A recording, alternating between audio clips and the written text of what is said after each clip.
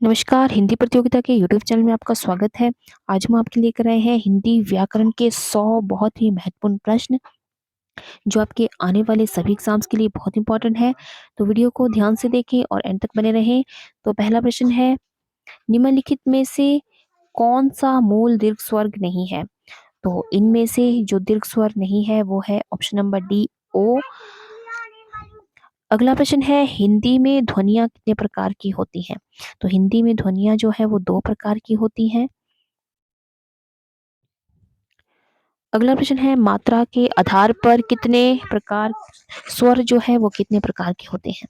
तो मात्रा के आधार पर स्वर जो है वो 3 प्रकार के होते हैं। ऑप्शन नंबर बी इसका सही आंसर है। एक से अधिक वर्णों के मेल को क्या कहा जाता है? तो एक से अधिक वर्णों के मेल को जो है वो व्यंजन कहा जाता है। ऑप्शन नंबर सी इसका सही आंसर है। अगला प्रश्न है, इ, ई, च, छ, ज, झ आदि का उच्चारण किससे होता है? तो इन सभी वर्णों का उच्चारण जो है वो तालव्य से होता है। ऑप्शन नंबर सी इसका सही आंसर है। अगला प्रश्न है, जिनका उच्चारण स्वतंत्रता से होता है और जो व्यंजन के उच्चारण में सहायक होते हैं उसे क्या कहते हैं? तो उसे जो है वो स्वर कहा जाता है। ऑप्शन नंबर बी इसका सही आंसर है। अगला प्रश्न है, निम्नलिखित में से कौन सा एक दीर्घ स्वर नहीं है? तो इनमें से जो दीर्घ स्वर नहीं है वो है ई, बड़ा ई। ऑप्शन नंबर बी इसका सही आंसर है। अगला प्रश्न है, निम्नलिखित में से अंतस्थ व्यंजन कौन सा है? तो इनमें से जो अंतस्थ व्यंजन है वो है व। ऑप्शन नंबर सी इसका सही आंसर है। अगला प्रश्न है, हिंदी भाषा में कुल कितनी लिपियां हैं? तो हिंदी भाषा की कुल 52 लिपियां हैं। हिंदी वर्णमाला में ऊष्म व्यंजन कौन से हैं? तो हिंदी वर्णमाला में ऊष्म व्यंजन है श, श, स, ह। ऑप्शन नंबर ए इसका सही आंसर है। य, र, ल, व कौन सा व्यंजन, य, र, ल, व को कौन सा व्यंजन कहते हैं? तो य, र, ल, व को जो है वो अंतस्थ व्यंजन कहा जाता है। निम्नलिखित में से कौन ऊष्म व्यंजन है? तो ह जो है वो ऊष्म व्यंजन है। ऑप्शन नंबर ए इसका सही आंसर है। अगला प्रश्न है, जब एक ही ध्वनि का द्वित्व जो हो जाए तो वह क्या कहलाता है? तो वो युग्मक ध्वनियाँ कहलाती है। अगला प्रश्न है, अनुस्वार किसका कार्य करता है? तो अनुस्वार जो है वो पंचम वर्ण का कार्य करता है। ऑप्शन नंबर सी इसका सही आंसर है। अगला प्रश्न है, ए ऐ वर्ण क्या कहलाते हैं? तो ये वर्ण जो है वो कंठव्य तालव्य कहलाते हैं। अगला प्रश्न है, वह छोटी सी छोटी ध्वनि जिसके टुकड़े नहीं हो सकते हैं उसे क्या कहते हैं? तो उसे वर्ण कहा जाता है। ऑप्शन नंबर ए इसका सही आंसर है। अगला प्रश्न है, जिनका उच्चारण ऊपर के दांतों पर जीभ लगाने से होता है उसे क्या कहते हैं? तो उसे दंत्य कहा जाता है। ऑप्शन नंबर ए इसका सही आंसर है। अगला प्रश्न है, किसी वस्तु को व्यवहार में लाना, इसका आशय किस शब्द से है? तो इसका आशय जो है वो प्रयोग से है। ऑप्शन नंबर सी इसका सही आंसर है। अगला प्रश्न है, निम्नलिखित में से किस शब्द में स्वर व्यंजन संबंधी अशुद्धि नहीं है? तो इनमें स्वर संबंधी अशुद्धि जिस शब्द में नहीं है वो है ऊर्जस्वी। ऑप्शन नंबर सी इसका सही आंसर है। अगला प्रश्न है, जो संज्ञा सर्वनाम आदि शब्दों से जुड़कर नए शब्दों की रचना करते हैं उन प्रत्यय को क्या कहते हैं? तो उन प्रत्यय को जो है वो तद्धित प्रत्यय कहा जाता है। ऑप्शन नंबर ए इसका सही आंसर है। अगला प्रश्न है, जिस समास में पूर्व पद गौण और उत्तर पद प्रधान हो उसे कौन सा समास कहते हैं? तो उसे तत्पुरुष समास कहा जाता है। ऑप्शन नंबर डी इसका सही आंसर है। अगला प्रश्न है, जो सर्वनाम संज्ञा शब्दों के मेल से बनते हैं उन्हें क्या कहते हैं? तो उन्हें संयुक्त सर्वनाम कहा जाता है। ऑप्शन नंबर सी इसका सही आंसर है। अगला प्रश्न है, जिस कार्य में संचालित व्यापार का फल कर्ता को छोड़कर कर्म पर पड़ता है उसे कौन सी क्रिया कहते हैं? तो उसे सकर्मक क्रिया कहा जाता है। ऑप्शन नंबर बी इसका सही आंसर है। अगला प्रश्न है निम्नलिखित शब्दों में से कौन सा शब्द संबंधवाची है? तो संबंधवाची शब्द है दैव्य, ऑप्शन नंबर सी इसका सही आंसर है। अगला प्रश्न है क्रिया के जिस रूप से क्रिया निष्पादन के समय का ज्ञान हो उसे क्या कहते हैं? तो उस शब्द उसे जो है वो काल कहा जाता है, ऑप्शन नंबर बी इसका सही आंसर है। पद में प्रयुक्त शब्दों में परस्पर सामंजस्य को कहते हैं, तो इसे जो है अन्वय कहा जाता है, ऑप्शन नंबर बी इसका सही आंसर है। निम्नलिखित में से कौन सा शब्द प्रयत्न और उच्चारण के आधार पर व्यंजन का वर्गीकरण नहीं है? तो सघोष शब्द जो है वो प्रयत्न और उच्चारण के स्थान पर के आधार पर व्यंजन का वर्गीकरण नहीं है। अगला प्रश्न है व्युत्पत्ति के आधार पर संज्ञा के कितने भेद हैं? तो व्युत्पत्ति के आधार पर संज्ञा के 3 भेद होते हैं, ऑप्शन नंबर बी इसका सही आंसर है। अगला प्रश्न है समाधिकरण समानाधिकरण किस अव्यय का भेद है? तो समानाधिकरण जो है वो समुच्चय बोधक का भेद है। निम्नलिखित में से कौन सा शब्द पुल्लिंग है? तो इनमें से पुल्लिंग शब्द है विधुर, ऑप्शन नंबर डी इसका सही आंसर है। जिस वाक्य में दो या दो से अधिक स्वतंत्र उपवाक्य हो और योजकों द्वारा जुड़े गए हो उसे क्या कहते हैं? तो उसे संयुक्त वाक्य कहा जाता है, ऑप्शन नंबर सी इसका सही आंसर है। अगला प्रश्न है बोली का क्षेत्र जब थोड़ा विकसित हो जाता है तो उसमें साहित्य की रचना होने पर वह क्या बन जाता है? तो वह उपभाषा बन जाती है, ऑप्शन नंबर बी इसका सही आंसर है। अगला प्रश्न है जिन ध्वनियों की गणना न स्वर में की जाती है न व्यंजन में उसे क्या कहते हैं? तो उसे कहा जाता है अयोगवा, ऑप्शन नंबर डी इसका सही आंसर है। अगला प्रश्न है स्वर तंत्रियों के आधार पर व्यंजनों को कितने वर्गों में बांटा गया है? तो स्वर तंत्रियों के आधार पर व्यंजनों को 2 वर्गों में बांटा गया है, ऑप्शन नंबर बी इसका सही आंसर है। अगला प्रश्न है भाववाचक संज्ञा कितने प्रकार के शब्दों से बनती है? तो भाववाचक संज्ञा जो है वो 5 प्रकार के शब्दों से बनती है, ऑप्शन नंबर सी इसका सही आंसर है। वर्णमाला में स्पर्श व्यंजनों की संख्या कितनी है? तो वर्णमाला में स्पर्श व्यंजनों की संख्या है 25, ऑप्शन नंबर ए इसका सही आंसर है। अगला प्रश्न है स्वर ए ऐ का उच्चारण स्थान कौन सा है? तो ए ऐ का उच्चारण स्थान है कंठ तालव्य, ऑप्शन नंबर सी इसका सही आंसर है। अगला प्रश्न है किस स्वर के उच्चारण में दीर्घ स्वर से भी अधिक समय लगता है? तो प्लूत में जो है वो दीर्घ स्वर से भी अ, जो है कम समय लगता है, अधिक समय लगता है, तो ऑप्शन नंबर डी इसका सही आंसर है प्लूत। अगला प्रश्न है किस व्यंजन का उच्चारण स्थान तालव्य है? तो झ का उच्चारण स्थान जो है वो तालव्य है, ऑप्शन नंबर बी इसका सही आंसर है। भाषा की सार्थक लघुत्तम इकाई किसे माना जाता है? तो भाषा की सार्थक लघुत्तम इकाई माना जाता है शब्द को, ऑप्शन नंबर ए इसका सही आंसर है। अगला प्रश्न है स्वर संधि कितने प्रकार की होती है?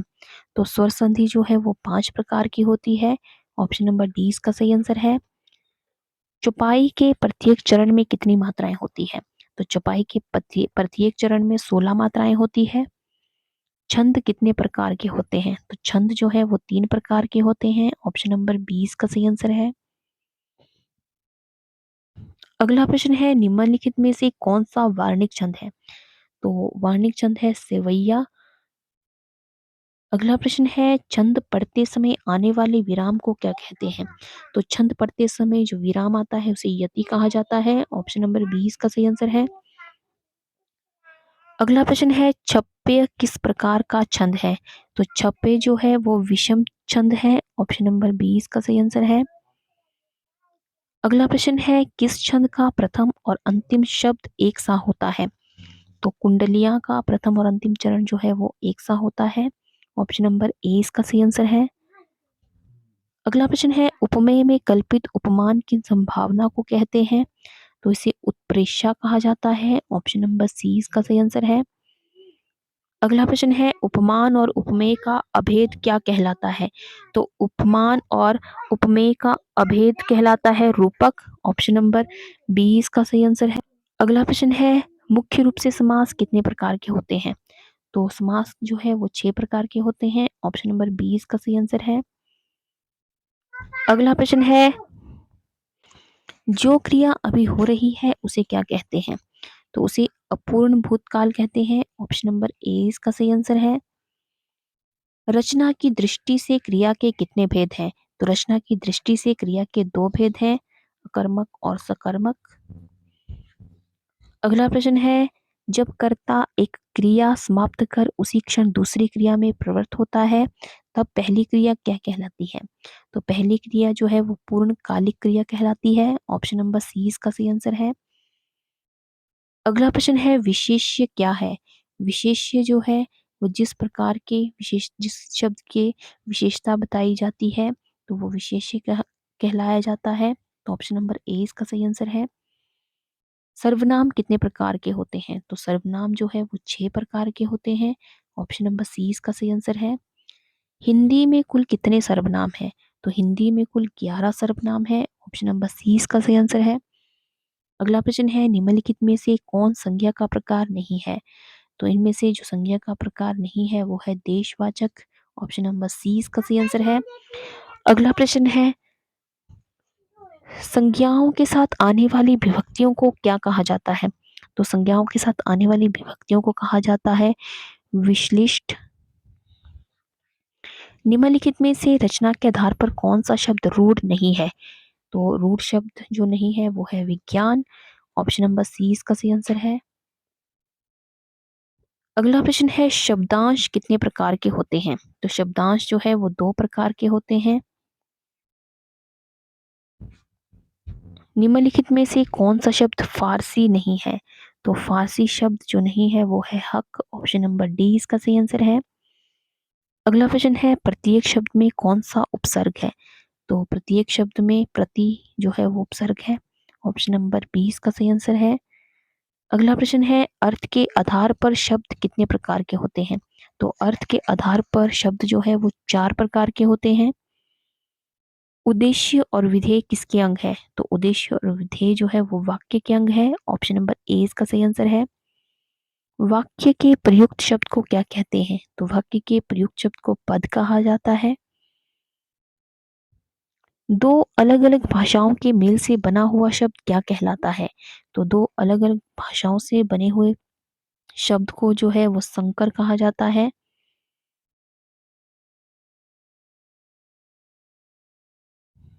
अगला प्रश्न है नीलांबर शब्द में कौन सा समास है, तो नीलांबर शब्द में जो है वो कर्मधारय समास है। ऑप्शन नंबर डी इसका सही आंसर है।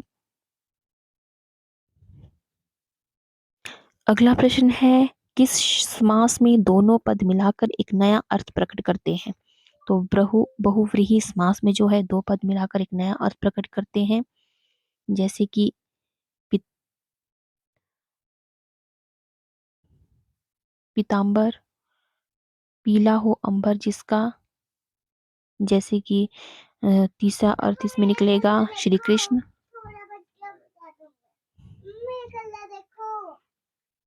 अगला प्रश्न है किस समास में दोनों पद प्रधान होते हैं, तो द्वंद्व समास में जो है वो दोनों पद प्रधान होते हैं, जैसे माता पिता।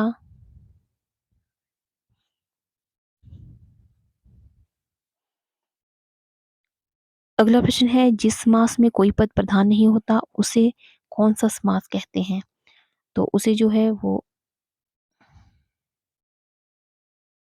बहुव्रीहि समास कहा जाता है। ऑप्शन नंबर 20 इसका सही आंसर है। विशेषण और विशेष्य के योग से कौन सा समास बनता है, तो विशेषण और विशेष्य के योग से जो है वो कर्मधारय समास बनता है। निम्नलिखित में से कौन सा समास नहीं है, तो कर्म कारक जो है वो कोई समास नहीं है। बचपन कौन सा शब्द है, तो बचपन जो है एक संज्ञा शब्द है। उपमान और उपमेय का अभेद क्या कहलाता है, तो उपमान और उपमेय का अभेद जो है वो रूपक कहलाता है। जहाँ उपमेय में उपमान की समानता की संभावना व्यक्त की जाती है, वहाँ कौन सा अलंकार होता है? तो वहाँ उपमा अलंकार होता है। ऑप्शन नंबर 20 का सही आंसर है। अगला प्रश्न है, जहाँ बिना कारण के कार्य का होना पाया जाए, वहाँ कौन सा अलंकार होता है? तो वहाँ पर विभावना अलंकार होता है। ऑप्शन नंबर सी इसका सही आंसर है। भारत के सम भारत है, इसमें कौन सा अलंकार है? तो इसमें अनन्वय अलंकार है। वीर या आल्हा किस जाति का छंद है? तो वीर या आल्हा जो है वो मात्रिक छंद है। ऑप्शन नंबर 20 का सही आंसर है। छंद का सर्वप्रथम उल्लेख कहाँ मिलता है? तो छंद का सर्वप्रथम उल्लेख जो है वो ऋग्वेद में मिलता है। हिंदी किस भाषा परिवार की भाषा है? तो हिंदी जो है वो भारोपीय परिवार की भाषा है। भारत में सर्वाधिक खड़ी बोली वाली भाषा कौन सी है? तो खड़ी बोली वाली भाषा है हिंदी। ऑप्शन नंबर ए इसका सही आंसर है। अगला प्रश्न है, निम्नलिखित में से कौन सी भाषा हिंदी के अंतर्गत नहीं आती है? तो तेलुगु भाषा जो है वो हिंदी के अंतर्गत नहीं आती है। शांत रस का स्थायी भाव क्या है? तो शांत रस का स्थायी भाव है निर्वेद। ऑप्शन नंबर डी इसका सही आंसर है। शोक किस रस का स्थायी भाव है? तो शोक जो है वो करुण रस का स्थायी भाव है। किस रस को रसराज कहा जाता है? तो श्रृंगार रस को जो है वो रसराज भी कहा जाता है। श्रृंगार रस का स्थायी भाव क्या है? तो श्रृंगार रस का स्थायी भाव है रति। ऑप्शन नंबर डी इसका सही आंसर है। अगला प्रश्न है, विस्मय स्थायी भाव किस रस में होता है? तो विस्मय स्थायी भाव जो है वो अद्भुत रस में होता है। रौद्र रस का स्थायी भाव क्या है? तो रौद्र रस का स्थायी भाव है क्रोध। ऑप्शन नंबर ए इसका सही आंसर है। वीर रस का स्थायी भाव क्या है? तो वीर रस का स्थायी भाव है उत्साह। अनुभावों के कितने भेद हैं? तो अनुभावों के जो है वो 4 भेद होते हैं। ऑप्शन नंबर सी इसका सही आंसर है। अगला प्रश्न है, हिंदी में कुल कितने सर्वनाम हैं? तो हिंदी में कुल 11 सर्वनाम हैं। ऑप्शन नंबर सी इसका सही आंसर है। सर्वनाम के कुल कितने भेद हैं? तो सर्वनाम के कुल 6 भेद हैं। ऑप्शन नंबर बी इसका सही आंसर है। अगला प्रश्न है, निम्नलिखित में से कौन सा एक विशेषण शब्द नहीं है? तो विशेषण शब्द जो नहीं है वो है लांछन।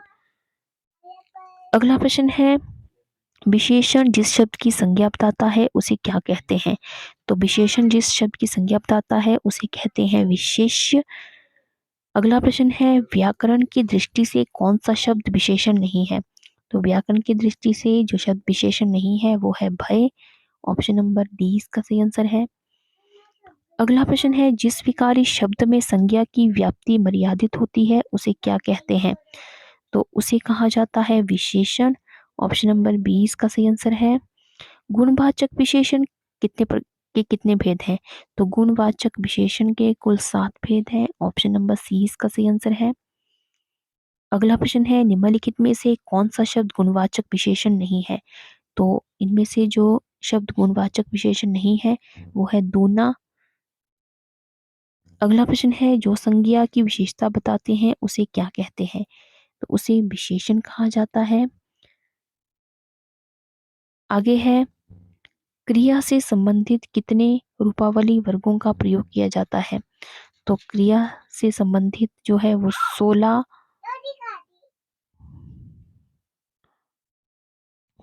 रूपावली वर्गों का प्रयोग किया जाता है। तो ऑप्शन नंबर ए इसका सही आंसर है। तो ये थे हिंदी व्याकरण से संबंधित 100 महत्वपूर्ण प्रश्न।